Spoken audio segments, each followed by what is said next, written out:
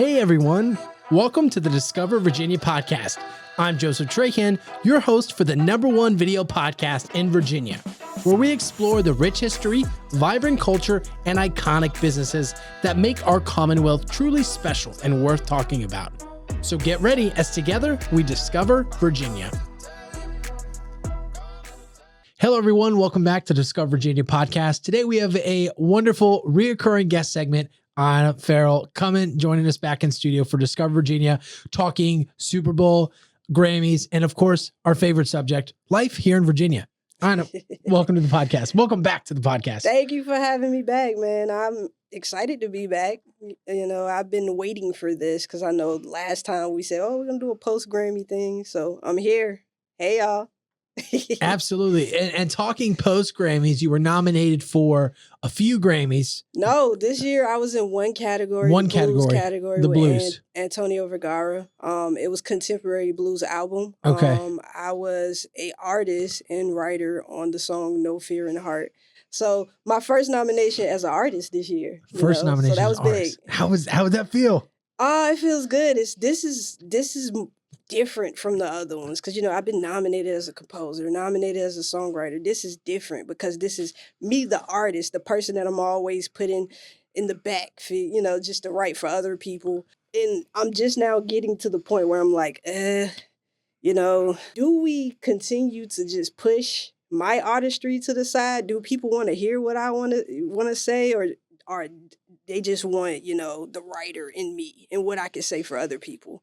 Yeah. So stepping out of that and saying, you know, seeing that, hey, people want to hear from you as an artist. Yes. And you can get nominated Absolutely. for it. Absolutely. It's the next step up. And I know you didn't take home the official W for an award, but you sounded pretty optimistic afterwards, like you did win something, and that was the opportunity to be there, right? Yeah. Can you speak to that more? Man, I was there with my mom. Like, you know, I touched on the past few years for us and how down it was been. So just to see my mom happy, laughing, smiling, celebrating, and just there to support me was big. You know, my pops that had me in the studio as a kid, he was there. My sister was there.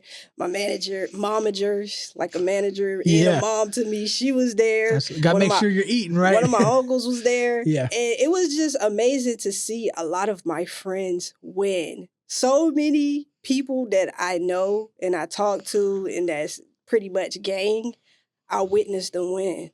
And the thing about losing for me, I was like, I lost to Roosty. Like, she's a legend. It made sense. Like, you know, I'm just grateful to even be nominated against her. So it's like, you know, it was an amazing experience. The unity that was felt in that building in LA, you know, after the fires and stuff like that. Everybody was literally there just to support each other. Beyonce winning Album of the Year for the first time.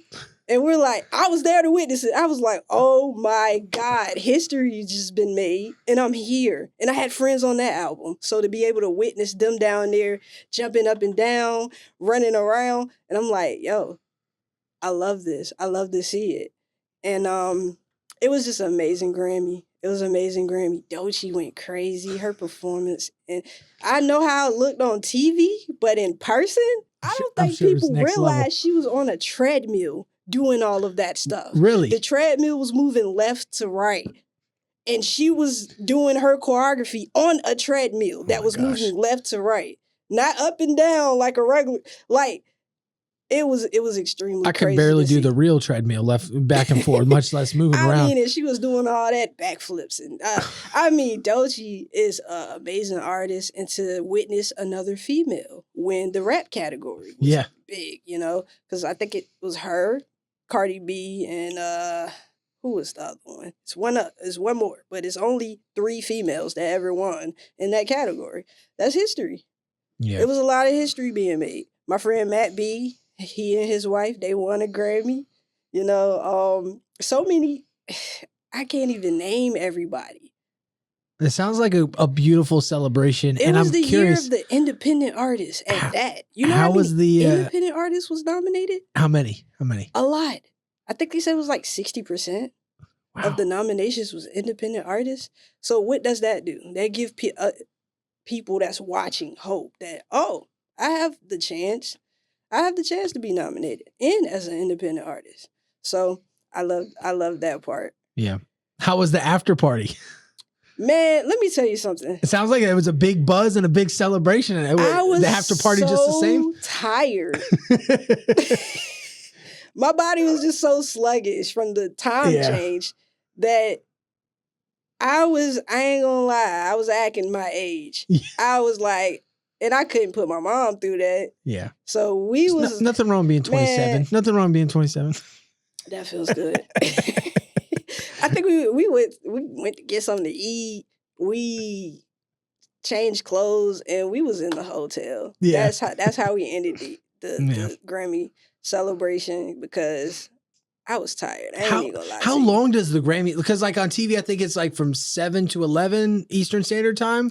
So the Grammys is an all-day thing. So what they have a pre-ceremony beforehand. Okay. And that's where all the categories that's not televised is announced. Okay. And then from there, we move to the crypto arena now.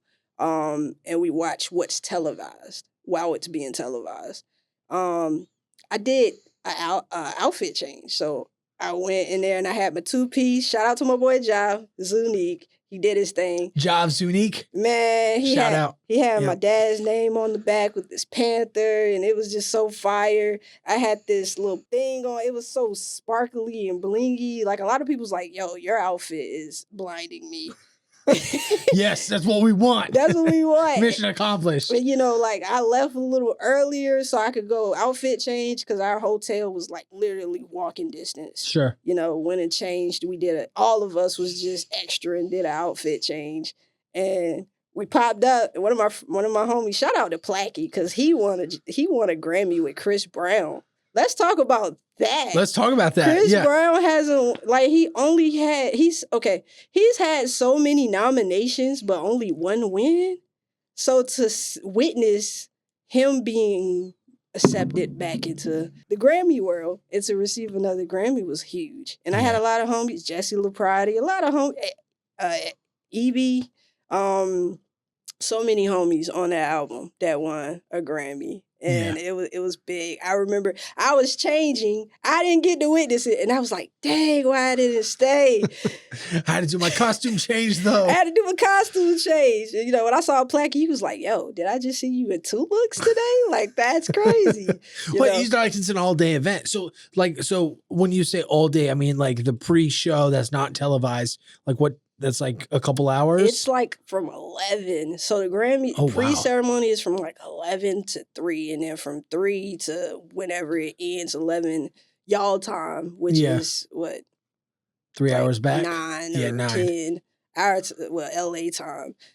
Yeah, all day. It's an all-day event. Then you have the after party, Clive Davis after party. Yeah. And everybody is there except for me because I'm tired, Because life is real, and hotel bed is way more comfortable than more socializing after a full day.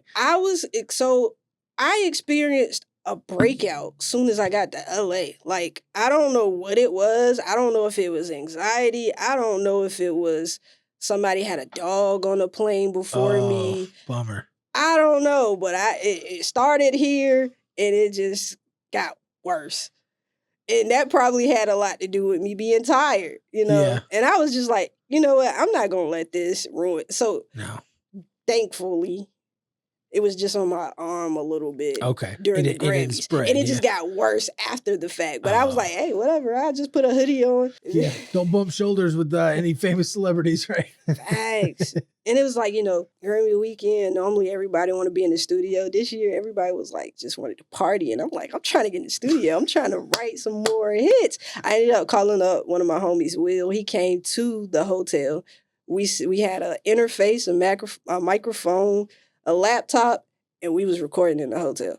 Getting after it. I'm just like, hey, y'all can celebrate. For your next song, right? Because I'm just like, y'all can celebrate. I lost. So I need to be working on next year's win. Time to get back to it's time to get back to the grind. What I'm celebrating for, I love your enthusiasm.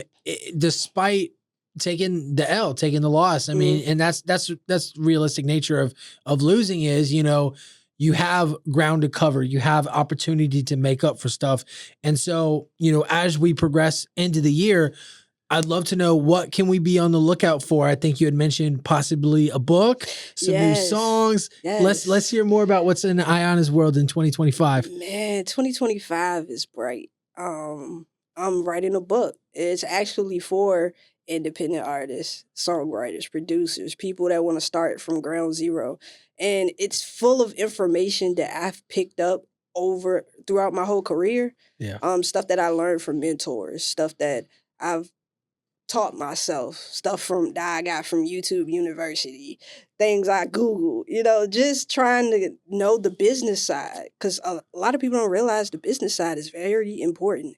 It's more than just writing a song that you feel is a hit and getting somebody else to agree that, oh, that's a hit. Yeah. But if you're not aware of the business side, it's so easy for you to get screwed over. And that's what I don't want. Because I feel like the next generation is a generation that gives up a little bit easier.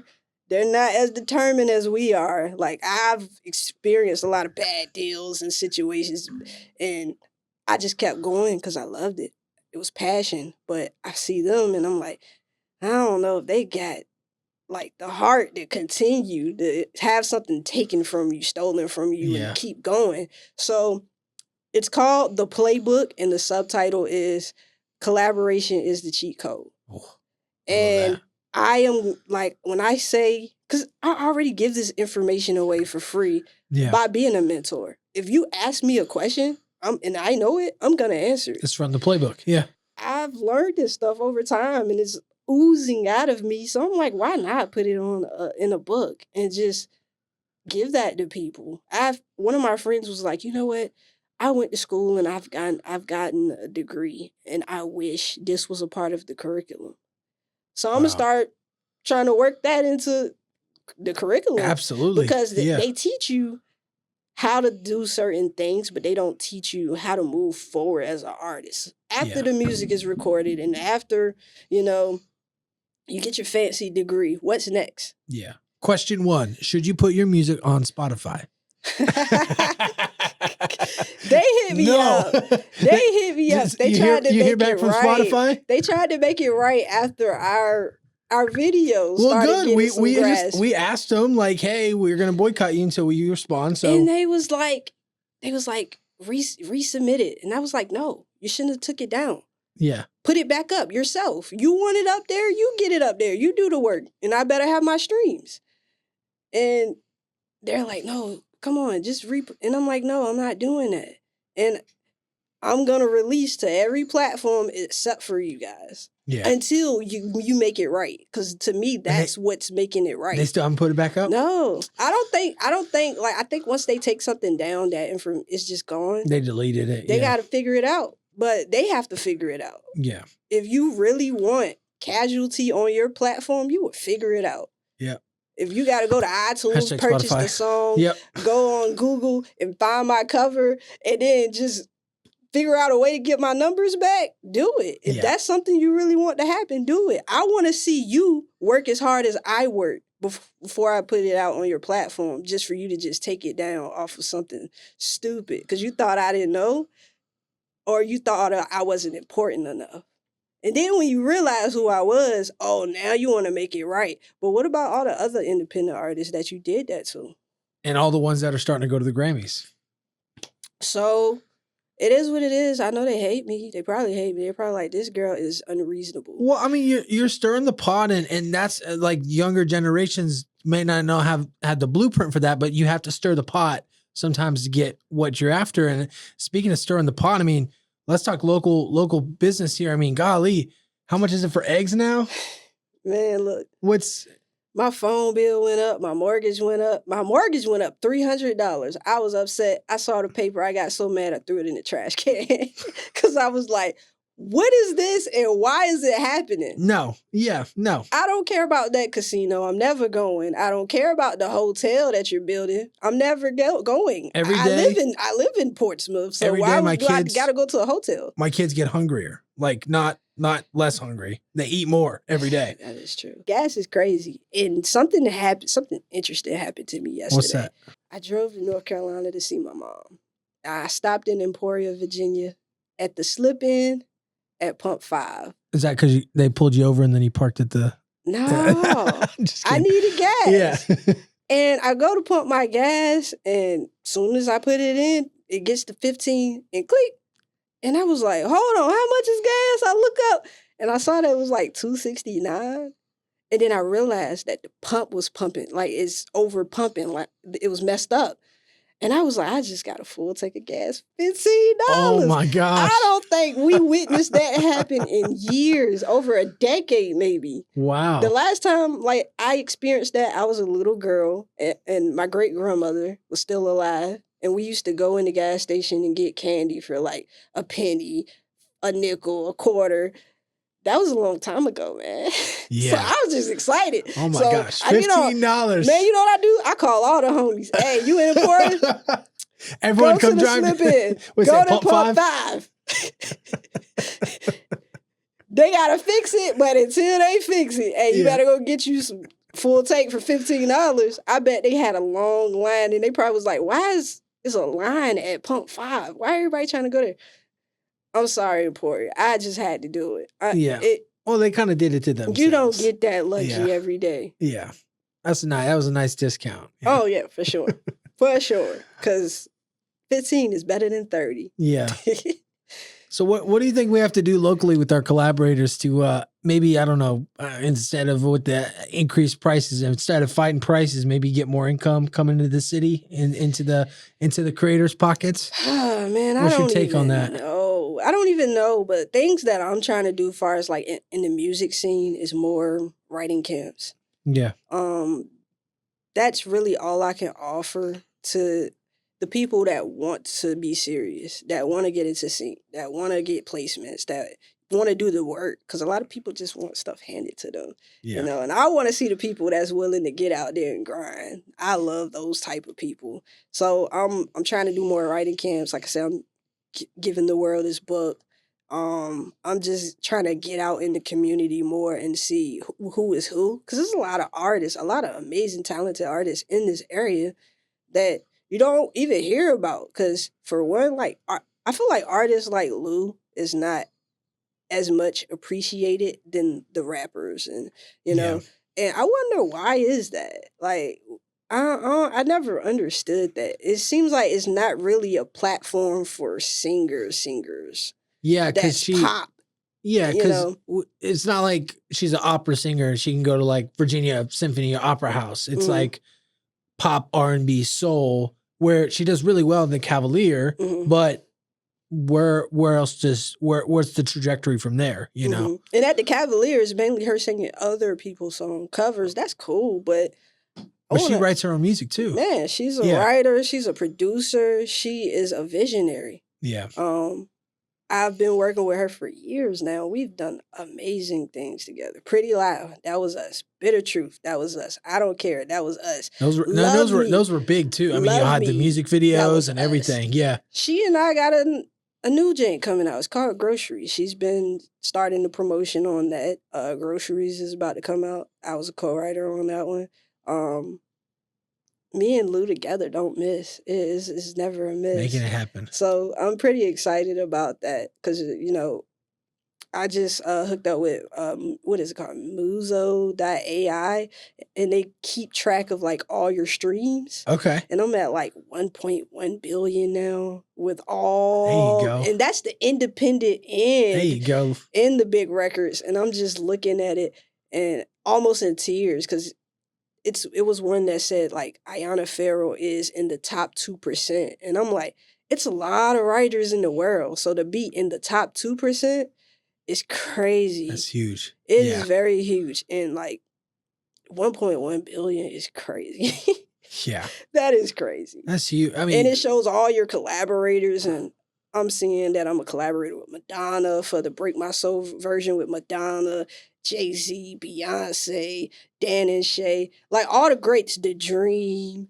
And I'm just looking at this, looking at basically my whole music career on this It's app. like your footsteps or your fingerprints of like where you've been. Yeah. It's like you're so busy and focused on the grind that you don't really get a chance to sit back and look at your fruits of labor. Yeah. So to have an app that just keeps track of all that stuff for you, and man, it was amazing. It was an amazing experience. I remember like when I first went up there, it was like only like 42,000 streams. Yeah. And it was because I had to go pretty much find all my stuff and be accepted to the credits. Sure. And all the independent stuff, bing, it just pops up. You don't have to wait. And then when we started doing those bigger records, they're emailing you like, okay, we need some proof. Yeah. And then, you know me, I'm big pen, so I'm like, all right, I'll send you a picture of the. Get some proof. Send the checks to this address. Yeah. I'm like, I'll send a picture of the nomination certificate. I'll send a picture with the plaque or the Grammy. Who is it? She's a Virginia. Wait, hold on. You can't do nothing but approve it once you see that. Like, she's legit. Let's go. So then that stuff just started getting accepted, and it takes a while, like a day or two, for it to like register and show all the numbers. But man, once the last one was accepted, well, actually not last one. I got 2 more I got to do, and I think I did like right now it's showing like 135 credits of, and these are songs that's out. There's not even songs that's in my demos. My catalog is. Because you're always working. I mean, different sounds. I mean, like the Drake and Shay song you wrote in the car. Dan and Shay, down to Atlanta. Just that fact, I'm like, you're creative. You always got your notes. I think Lou does your note. You do the notebook, right? Yeah. So on iPhone, they have notes where you could just collab and write that way. So a lot of times, that's what we do. We're sending notes back and forth. I'm in the car. I might put on a recording. And I just start humming a melody, or if lyrics come to mind, I'm humming that. So I won't forget it. And then when I get home, I'm like, yeah, all right, let's work on that. That's somewhere to start. So, I'm looking forward to whatever placements come of this year, whatever projects we're working on. It's just a lot of stuff. A lot of stuff I can't talk about. I hear you. And, we have to have you back for part 3. Man, the NDAs are crazy. So it's like right now we're working. Yeah, we're working. Well, maybe you can put some little secret nuggets in your music, kind of like our friend over Kendrick Lamar did over at the Super Bowl. What'd you think of that performance? Man, Kendrick, first of all, is a visionary. And it's bigger than him, it's bigger than music. A lot of people want it to be entertained because that's what they're used to. Sure. But Kendrick, he did it for the culture, and he tried to educate us on stuff that we've been letting go over our head for so long. And when someone that has that platform and they're not ashamed or scared to address it, you respect that person. I didn't like that people were saying, oh, I didn't like it. Like, first of all, are you headlining the Super Bowl? Because that's not easy to do. Yeah, no. Let's start there. Yeah. There's been how many Super Bowls? Allow him to do what he wants to do with his time. That was his moment for him to get his flowers, and that's what he wanted to do. First of all, Samuel L. Jackson as Uncle Sam. Brilliant. Yeah.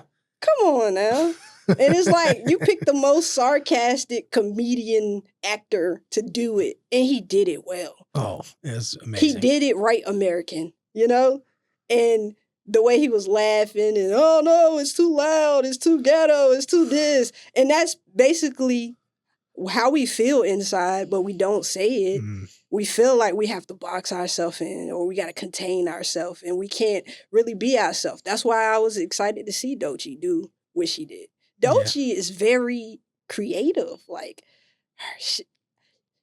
I don't even have words to explain the type of creative she is, because the way she see the world and the way she see her music, it's like, you know what? I don't care if y'all like it or not. this is who I am and this is what I'm going to do. And visuals, like, come on now. I don't know who her videographer is or who's writing, like, this stuff out on paper, but they are geniuses. I was excited to see, what's her name?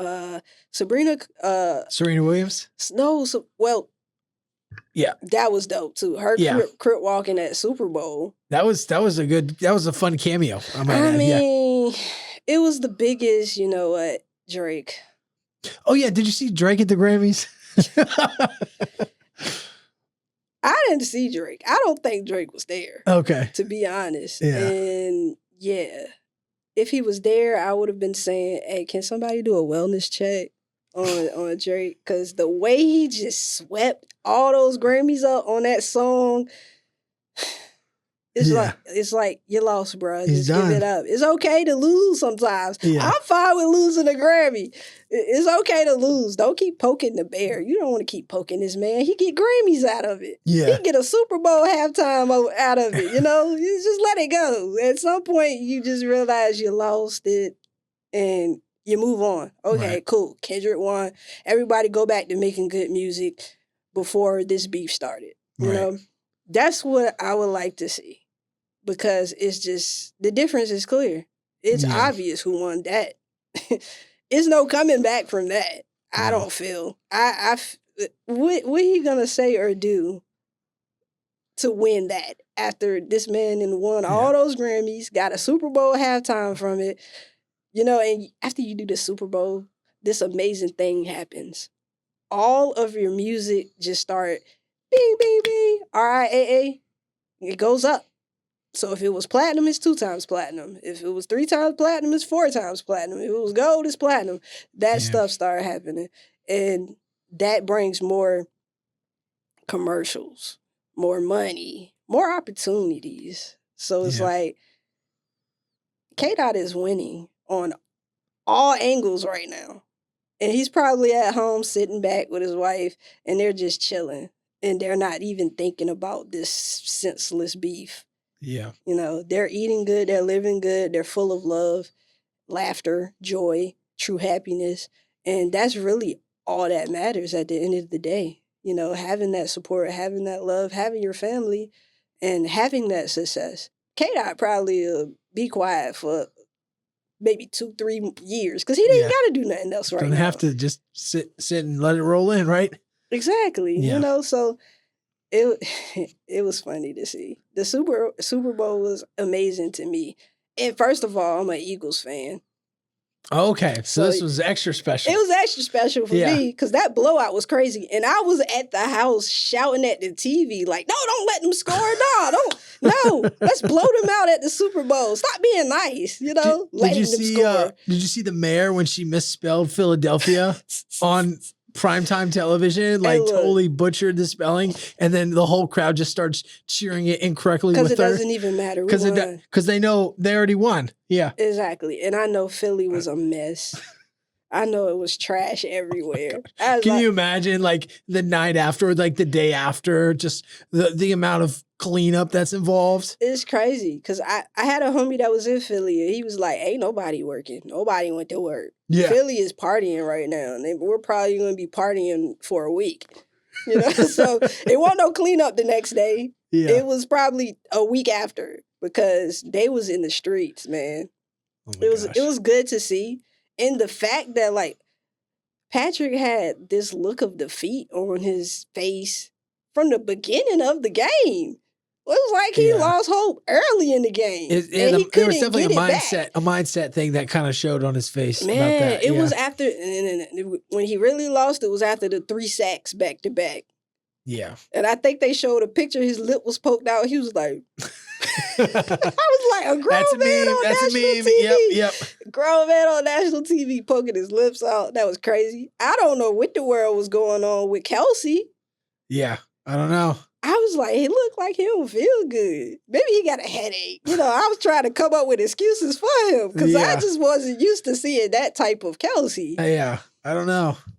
It was interesting. But it was amazing Super Bowl. Philly won again. Yeah. The last time Philly won, I was pregnant with my son, and our our baby shower theme was that Patriots versus Eagles. Yeah. And whoever won, that was going to be my son's team. And Philly won that year. I love so that. everybody love wore that. their favorite football team jerseys, and me and my husband wore referee jerseys. And it was a pretty fun, cool thing to do. So to see them come back, 2025, we champions again. Love it. Take it and run with it. Yes, and Hurts, man, he's such a class act. I just love that dude, man. He's a cool quarterback. A lot of people had a lot of talk. They always do. They always do. They have to talk to the final quarter, right? Exactly. Yeah. And I'm like, yeah, it's nothing you can say about that guy. He's a leader. Because he even had it. I think he threw an interception and he just got back in the game. He didn't let that pull him out. He could have. Right. So that was a good game. Halftime was good. K-Dot is good. The Grammys was good. Everything. Like I said, life's great right now for me. I love it. I'm not complaining about anything. I'm just grateful and I'm very appreciative of everything. Everyone around me. I'm working with an amazing group of people in music. I'm inspired. I'm feeling more like myself after having a big loss in my life. Yeah. And I'm just ready to go. I'm ready for what's to come. The healing process takes time, but, as you get to that point, you start to feel of yourself again. And in a lot of ways, you kind of reborn and get this new sense, this new energy, That's right. Yeah. And I will say this, therapy has helped me a lot. A lot of people are, especially in my culture, we are taught that, talking to somebody else, basically telling them your business doesn't work. But therapy, man, it's been good for me. When I finally got out of that mindset and decided that nothing else is working for me and I feel like I'm at my breaking point, let me try something different to help me. Because, like death, life itself, and the ups and downs of life, that's a lot of stuff to deal with, especially when it's all hitting you at once. And you just got to talk through it, because a lot of times the people you want to talk about it with, they're going through it with you. Right. So it's like, it's not really benefiting either of you. So let me go talk to a stranger that's professional, that understands, that's trained to deal with this. And the first thing that I loved about therapy was how they find the solution. They already know how they can fix it, but they try to make you realize what it is that you should do. Yeah. So they ask questions like, how did that make you feel? And how do you want to feel? They lead you so on to you feel like healing. you're a part of your own healing journey. Right. So I've been just telling people like, hey, try it out. Don't knock it till you try it. Right. It may not work for everybody, but I feel like if more of us tried it, it would help a lot of us. A lot of us will beat grief, because grief itself is just, it's terrible. Yeah. It's terrible about the dark roads you can go down just thinking about it, because like you go from seeing someone, talking to someone every day, to now you no longer have them and you're just left with memories. How do you balance that? Yeah. We don't think about it until we have to deal with it. And it's just a part of life. It's a part of life. We all got to go. But it's, how do you deal with that? Yeah. So, yeah, that's just my little TED talk on therapy. Y'all should try it out. I love it, Iyana. That's so encouraging to hear. And we want to encourage our listeners to take stock of your mental health and to, always seek support for that. Mm-hmm. This would be where I'd say insert a sponsored ad, but BetterHelp has not reached out to us yet. So we will say, hey, BetterHelp, we'll tag you below if you want to collab with us, because you guys have a great service. And there's also Purpose Life Counseling, Brittany Johnson over in Suffolk. They work with the military population here in the Hampton Roads area. So Terry Cox is he's featured on the show. He's also a counselor over there as well. So shout out to those guys. If you guys want to check them out, just check out the archive for all things counseling. We've covered it here in Hampton Roads, Virginia Beach. It's fire. Oh, I'm gonna go ahead and shout out my therapist, Sonder Mind. They're actually online. So if you don't wanna go into a place with somebody and you wanna try something like over the phone, Sondermind, SONDERMIND.com. Mind. Go find you one. You can basically look up like if you want them to be a female, male, how you want them to look, what you want them to, if you want them to be like religion. You can pick Sure. religion, all different kinds of things. Yeah, that's very specific. It's like going to the store and picking out a shoe. Like get some milk, some eggs. It No, was that's too much. Just too much. We'll get the therapy today. Yeah. So yeah. Love it. Iyana, thank you so much for today's conversation. We really, really appreciate you jumping on. Definitely let us know in the comment section below. Say hi to Iyana and obviously cheer her on and give her a follow if you're not already, to see all the amazing work she's doing in 2025. We can't wait to celebrate it with you and have you back on to hear later on in the year how things are going. If that's all right, we'd love to have you back. And I of will course, come back as many times as you want me to. You're up the street. Love it. Love it. Awesome. Well, thank you for everyone listening to the Discover Virginia podcast. I'm your host, Joseph Trahan, and this is Iyana Ferrell.